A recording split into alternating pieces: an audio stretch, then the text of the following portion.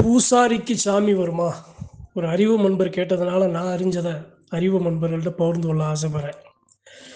பூசாரிக்கு சாமி வருமா அப்படின்னு கேட்குற கேள்வியே தப்புங்க. பூசாரி பெருமக்கள் கொடுக்குற அந்த ஆச்சார விபூதி இருக்குல்ல, அந்த அந்த அவர் கொடுக்குற அந்த விபூதிக்கு அந்த சாமி வரும். ஏன் அப்படின்னா அவர்களுக்கு கிடைக்கப்பெற்ற சத்திய வாக்கு. அந்த தெய்வமே நீ உன்னுடைய வழியில் சத்தியமும் நீதியும் நேர்மையும் உண்மையும் நேர்மையான மக்களுக்கு, ஏழை எளிய மக்களுக்கு, குறைன்னு கேட்டு முன்னாடி வந்து நிற்கிற மக்களுக்கு என் பேரை சொல்லி என்னுடைய நாமத்தை உச்சரித்து நீ ஆச்சார விபூதி கொடுத்து வாயா, நீ கொடுக்குற விபூதியில் நான் பேசுவேன், நீ கொடுக்குற விபூதியில் மக்க வைக்கிற குறைய நான் தீர்த்து கொடுப்பேன், என்னைய காலங்காலமாக வழி வழியாக இந்த வழியாக இந்த குடும்பம் நீங்கள் என்னைய வழியணைச்சு வரணும், எந்த ஒரு காலகட்டத்திலையும் சத்தியமான வழியில் நின்று தெய்வ நிலை மாறாமல், உறவுகளுக்கு கட்டப்படாமல், பந்த பாசங்களுக்கு கட்டுப்படாமல், ஆசை பேராசைகளுக்கு கட்டுப்படாமல், தீய சக்திகளுக்கும் பொண்ணுக்கும் பொருளுக்கும் மாயைகளுக்கும் கட்டுப்படாமல், மதிமயங்காம தெய்வம்னு என்னைய நாவில் தேகத்தில் நினச்சி நீ வந்த அப்படின்னா உன்னுடைய காலங்காலமாக வழி வழியாக என்னைய கொண்டு அணைச்சி என்னைய தொட்டு அணைச்சி எனக்கு அபிஷேகத்தையும் அலங்காரத்தையும் எனக்கு கொடுக்கிற ஒரு மாபெரும் வரம் உனக்கு கொடுக்குறேன். இதுதான் என்னுடைய வாக்கு. உன் குடும்பத்துக்குன்னு கொடுக்குற பூசாரி பெருமக்கள் குடும்பத்துக்கு கிடைக்கிற வாக்கு தான் பூசாரி பட்டம். ஆதியில் ஒரு எல்லையில் ஒரு சாமி இருக்கு. குடிசையா இருந்தது வீடா மாறுது. ஒரு சனம் தங்குற இடத்துல 4 சனம் 5 சனம் கூடி வருது.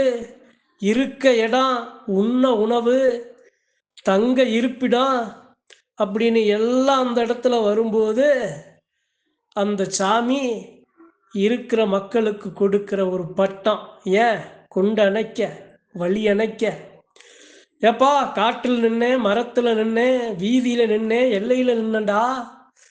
இன்னைக்கு என் பிள்ளை, நம்ம குடும்பம், என் அக்கா, என் தங்கச்சி, என் தாய், என் அண்ணன் தம்பி எல்லாம் எல்லையில் வந்து குடி அமரணுமப்பா. காவலுக்கு போன தெய்வம் இழப்பார இடம் வேணுமப்பா. அதுதானப்பா இந்த எல்லை. இந்த எல்லையை கட்டி காத்து கொண்டு செலுத்தி வாடா அப்படின்னு அந்த சாமி கொடுக்கிற வாக்கு பட்டம். ஏன் பூசாரிக்கு இவ்வளவு ஒரு பட்டத்தை, ஒரு வரத்தை, அந்த வாக்க அந்த சாமி கொடுக்க காரணம் என்ன? ஒரு குடும்பம் இருக்கு அப்படின்னா அந்த குடும்பத்தில் இருக்க தலைவன் சரியா இருந்தா தான் அந்த குடும்பம் நிலையா இருக்கும். அந்த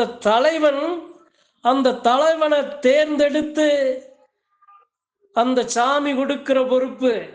ஆசாரம் குலையாம, சிந்தாம, சிதறாம, மக்களை ஒன்றிணைச்சு இப்படி சொல்லுக்கு கட்டுப்பட்டு அவர்கள் கொடுக்கிற, செய்கிற, செலுத்துற பொண்ணுக்கு, தன்னால் முடிஞ்ச பொண்ணுக்கு கட்டுப்பட்டு 10 ரூபா கொடுத்தாலும் 1 ரூபா கொடுத்தாலும் ஏற்றம் இறக்கம் பார்க்காம எல்லாரையும் ஒன்னா சரிசமமா அனுசரித்து கொண்டடைச்சு நீ வரணுமப்பா அப்படின்னு அந்த சாமி தலைவனா தேர்ந்தெடுத்து கொடுக்கிற வட்டம்தான் பூசாரி பட்டம். அப்பேற்பட்ட சாமி பேசின தேகத்திட்ட சாமி வராமல் இருக்குமா? சரிங்க, பதிவுக்கு வருவோம். பூசாரிக்கு சாமி வருமா? பூசாரிக்கு சாமி வந்து ஜங்கு ஜங்குன்னு அதனுடைய தெய்வத்தோட ஆயுதத்தை ஏந்தி ஆடிட மாட்டாரு. அந்த ஆயுதத்தை எடுத்து கையில ஒடுக்கிற வல்லம் அவருக்கு இருக்கு. ஆயுதத்தை தொட்டு பராமரிக்கிற வல்லம் அவருக்கு இருக்கு. ஆயுதத்தை, அதனுடைய சக்தியை வலிமைப்படுத்துகிற சக்தி அவருக்கு இருக்கு. ஒரு எல்லையில் 21 தெய்வம் இருக்கு அப்படின்னா அந்த 21 தெய்வங்களின் ஆயுதங்களையும், 21 தெய்வங்களின் திருவுருவங்களையும், 21 தெய்வங்களின் ஆபரணங்களையும் தொட்டு அணைச்சு அதனை பராமரித்து அந்த சக்தியை மேம்படுத்துகிற பொறுப்பு அந்த பூசாரி பெருமக்களுக்கு இருக்கு. இருக்கிற தெய்வத்தை எல்லையில தவறு நடந்துருச்சு, போன தெய்வத்தை எல்லைக்கு மீட்டு கூட்டி வரணும் அப்படின்னு முன்னாடி நிற்கிற ஆளு பூசாரி. 10 பேர் நின்னா 10 பேத்துல முன்னாடி பூசாரி நின்னார்னா இருக்கிற சாமி காது கொடுத்து கேட்கும். என்னைய வழி வழியா கொண்டனச்சவன் அழைக்கிறானப்பா, நான் போகணுமப்பா அப்படின்னு மனசுல இருக்கிற கோபக்குரிய கூட மாற்றி அந்த சாமி கூப்பிட்ட குரலுக்கு, பூசாரி அழைச்ச குரலுக்கு அந்த சாமி வரும். அப்பேற்பட்ட பூசாரி பெருமக்கள் எப்படி இருக்கணும், எப்படி இருக்கிறாங்க? நல்லா இருக்கிற பெருமக்களுக்கு சாமி நாளும் பேசுங்க, நாளும் பேசும். நீங்களே விட்டால் அந்த சாமி உங்களை கைவிடாது. ஆனா அதனுடைய பதவியை, அதனுடைய அதிகாரத்தை, அந்த பூசாரி அப்படிங்கிற அந்த ஒரு அழகான அந்த பட்டத்தை நாம சரியா சுமக்க தவறணும் அப்படின்னா ஒரு கணம் கொடுத்த தெய்வமே அதை திருப்பி எடுத்துரும். கொடுத்த அதிகாரத்தை திருப்பி அந்த சாமி எடுத்துரும். குலத்துக்கே பாதிப்பு வருது, கும்புக்கே பாதிப்பு வருது, இருக்கிற தெய்வங்களுக்கே பாதிப்பு வருதுங்கிற ஒரு பட்சத்துல கொடுத்த வாக்க அந்த சாமி திரும்ப எடுத்துரும். ஒரு பூசாரியா இருக்கிறது, அதாவது எப்படி சொல்றது அப்படின்னா, எல்லாத்தையும் சகிச்சு போற பொறுமையும் இருக்கணும். எல்லா மக்களையும் அணைச்சு வர்ற அன்பை அள்ளி கொடுக்கிற அந்த மழலை போல, குழந்தை போல சிரிப்பு இருக்கணும். எதுவுமே இல்லாட்டினாலும் இருக்கிறத வச்சு அதை சரி செய்யணும் அப்படிங்கிற அந்த ஒரு அழகான மேன்மை இருக்கணும். ஒண்ணுமே இல்லையா, இந்தப்பா ஒத்த மிட்டாய வையே, ஒத்த சூடத்தை வையே, ஒத்த பத்திய பொறுத்தப்பா, அதுல நம்ம சாமி பேசும் அப்படின்னு எதுவுமே இல்லாட்டினாலும் அந்த சாமிக்காக ஏதாவது ஒன்றை வச்சு கும்பிடுற பக்குவம். ஆலயமா இல்ல, பெரிய மாட மாளிகை கோபுரமா இல்ல, சாமி இருக்கப்பா, இந்த மண்ணுல இருக்கப்பா, அந்த மண்ணு பேசுமப்பா, அந்த வாப்பா அப்படின்னு மண்ணை எடுத்து நெத்தியில பூசி விடுற அந்த மண்ணை மலவோல நேசிக்கிற நம்பிக்கை கொண்ட பெருமக்கள் தான் பூசாரி பெருமக்கள். சரி, பதிவு வருவோம். ஒரு சில விஷயங்களை சொல்லி முடிச்சிடறேன். பூசாரியை பத்தி பேசணும்னா பேசிக்கிட்டே போகலாம். மேன்மைங்க, அப்பேற்பட்ட மேன்மையான அதிகாரம் படைத்த அந்த ஒரு ஒரு பதவி தான் பூசாரி பட்டம். சரி, பதிவுக்கு வருவோம். பூசாரிக்கு சாமி வருமா அப்படின்னா பூசாரிக்கு சாமி வரும். உடல் அளவு வரும், ஆடாது, ஆங்காரமா வராது, தேவையில்லாம பேசாது, வாக்கு சொல்ற இடத்துல சொல்லும், பெரும்பாலான இடத்துல சொல்லாது. அப்ப அந்த பூசாரி என்ன பண்ணுவாரு, தன்னுடைய உடல்ல ரத்தமும் சதையுமா கலந்து நிற்கும். அந்த பூசாரி சொல்லுக்கு அந்த சாமி வரும். பூசாரி ஓடுற அந்த விபூதிக்கு சாமி நிற்கும், சாமி வரும். அதே சமயம் அந்த பூசாரி கொடுக்கிற விபூதியில அந்த சாமி பேசும். ஆயுதத்தை ஏந்தி ஆட மாட்டாரு, அதே சமயம் ஆபரண பெட்டியை தூக்கி சுமப்பாரு. கரகத்தை ஏந்தி ஆட மாட்டாரு, அந்த கரகத்தை தூக்கி சுமப்பாரு. ஆலயத்தை தூக்கி சுமக்க மாட்டாரு, ஆலயத்தில் இருக்க தெய்வங்களை சுமந்து ஆட மாட்டாரு. நிலையாக, சீராக, சரியாக எல்லா மக்களையும் அனுசரித்து வர்ற ஆக சிறந்த எண்ணம் கொண்ட பெருமக்களால் மட்டும்தான் பூசாரியா இருக்க முடியும். இந்த தலைமுறை நல்லா இருக்கு, அடுத்த தலைமுறை நல்லா இல்லை அப்படின்னா சாமி பொறுத்து பொறுத்து பார்க்க முடிஞ்ச அளவு திருத்தம், முடிஞ்ச அளவு திருத்தம். இன்னொரு விஷயங்க, இயல்புலேயே அவங்க குடும்பத்தில் அந்த இருந்துரும். இப்போ நான் சொன்ன எல்லாமே இயல்புலேயே இருக்கும். அதனாலதான் அவங்க பூசாரி பெருமக்களாக இருப்பாங்க. அவர்களுடைய குணம், பூசாரி பட்டமே அந்த சாமியே இல்லானாலும் அவங்களுக்கு இயல்புலேயே அந்த குணம் எல்லாத்தையும் அனுசரித்து வர்ற அந்த குணம் இயல்புலேயே இருக்கும். அந்த அது போன்ற பெருமக்களால் மட்டும்தான் பூசாரி பட்டத்தை நாளும் சுமந்து வர முடியுமோல புரிஞ்சுக்கங்க. காரண காரியம் இல்லாமல் ஒவ்வொரு குலதெய்வ எல்லையிலையும் அந்தந்த குடும்பங்களுக்கு அந்த சாமி பூசாரி பட்டத்தை கொடுக்கலங்க, கொடுக்கல.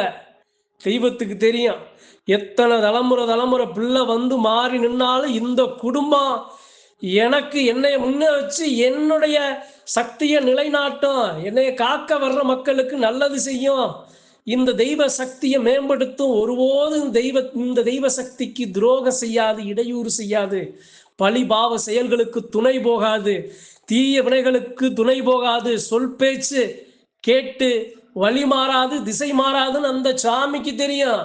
அதனாலதான் அந்த சாமி கொடுத்துருக்கு அந்த குடும்பத்துல பூசாரி பட்டம்.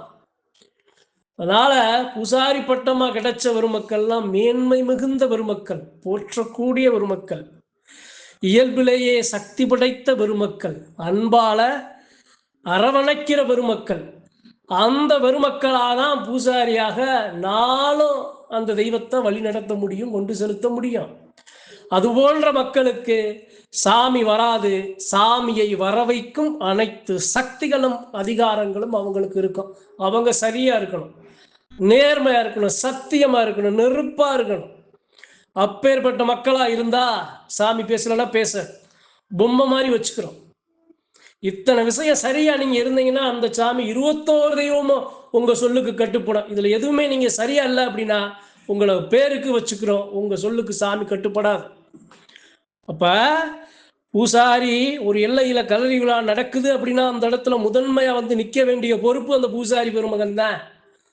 அந்த சாமியை வணங்கி 8 திசைகளை வணங்கி அங்க இருக்கிற ஆயுதங்களுக்கு மரியாதை செஞ்சு, அந்த ஆலயத்துக்கு மரியாதை செஞ்சு, அந்த திசை எல்லா திசையிலையும் எல்லா எல்லைகள்லையும் விடுற மக்களுக்கு எல்லாத்துக்கும் மரியாதை செஞ்சு அந்த சாமியை பரிபூரணமா அழைப்பாரு. அழைச்சு அவர் கொடுக்குற ஆச்சார விபூதியில் அந்த சாமி பேசும்.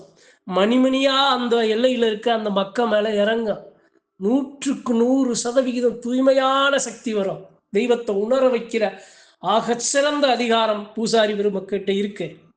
சாமி ஆட மாட்டாங்க, சாமி ஆட மாட்டாங்க. அப்படி நான் பூசாரி, நான் வந்து சாமி ஆடுறேன் அப்படின்னா அவர் அந்த இடத்துல பூசாரி பெருமக்களா இருப்பார்னா இது குலதெய்வத்துக்கு மட்டும்தான், இது குலதெய்வம் சார்ந்ததுக்கு மட்டும்தான் நான் சொல்றது. ஒரு எல்லை இருக்கு, அது ஒரு குலதெய்வம் இல்லை, அது ஒரு பொது கோவிலா இருக்கு, ஒரு பொது தெய்வமா இருக்கு. அந்த இடத்துல ஒரு ஆள் தான் இருக்காரு, அவர் தான் அந்த தெய்வத்தை வழியா வணங்கி வர்றாருன்னா அந்த சாமி அவர் மேல வரும்.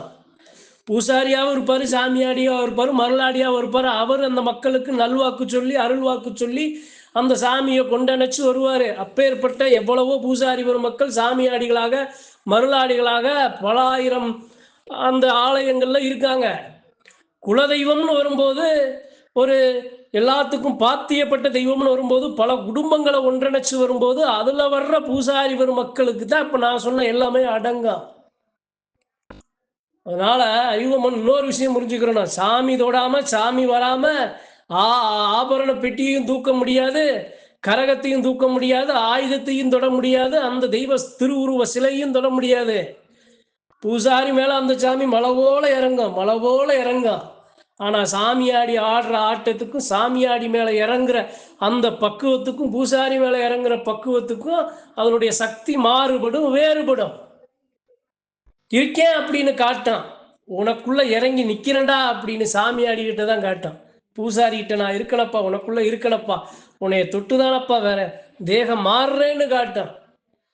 சொல்றது, பேசுறது, செயல்படுறது, அதனுடைய அனைத்து அம்சங்களையும் வெளிப்படுத்துறது எல்லாம் அந்த சாமியாடிகளாகிய அந்த மக்களுக்கு பெருமக்கள் மேலதான் நின்று ஆடி வரும். அதனால பூசாரி பெருமக்கள் மேல சாமி வருமா அப்படின்னு கேட்டா அனைத்து சாமிகளையும் உணரும், அனைத்து சாமிகளும் அவர் மேல தாங்குற வல்லமை இருக்கு, அந்த சாமி அதிகாரமும் கொடுத்துருக்கு. ஆனா அந்த சாமியை நின்று ஆடி கொண்டு செலுத்துற அதிகாரம் அவர்களுக்கு இல்லை.